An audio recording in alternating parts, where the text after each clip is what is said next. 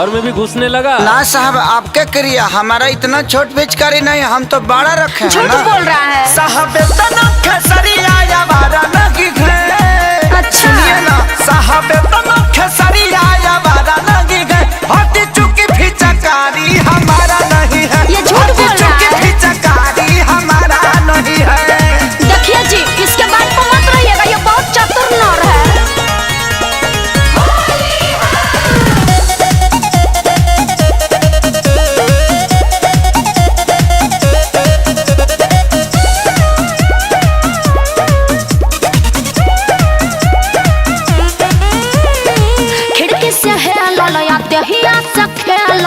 हमरा बुझाइल जब लागल हप्पाला चक्का रह गइनी भचाका भागल ह कोइनी जब चोर चोर हाला। हमको पक्का विश्वास है जी यही था।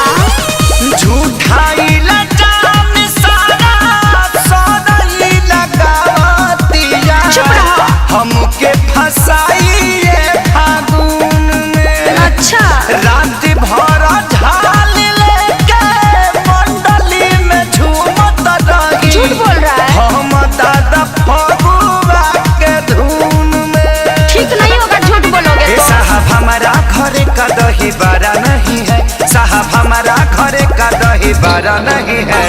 होगा लेकिन खट्टा। तो साहब तो खेसरिया या बारा नहीं है। हटी चुकी पिचकारी हमारा नहीं है। सच को हटानी है तो हमारा नहीं है। सच में साहब इतना छोट मेरा नहीं है।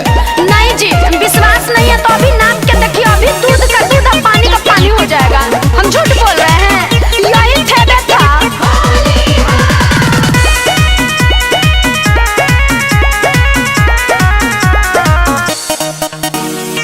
कान धराई हथकड़ी लगाई, अपना गुनाह तो बचा के कबूली।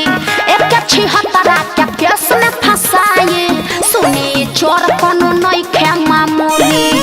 आगे चल के बहुत घात पड़ी है।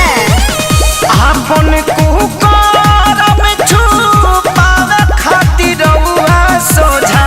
का? रोतिया बात हमारा मानी जी। चुप रहो। सोनू सुधा कर संगे धराइल त बचे खातिर गावतिया ऐसन कहानी जी। फिर झूठ बोल रहा है, देखिए जी। तो सीधावा के कलयुग में गुजारा नहीं है। सीधावा के कलयुग में गुजारा नहीं है। हट झूठा कहीं का। ए साहबे तो खेसरिया हमारा नहीं है। हटी चुकी पिचकारी हमारा नहीं है। हटी चुकी पिचकारी हमारा नहीं है। सच में हमारा नहीं, माई क्रिया कर है। झूठा लबड़ा कहीं का।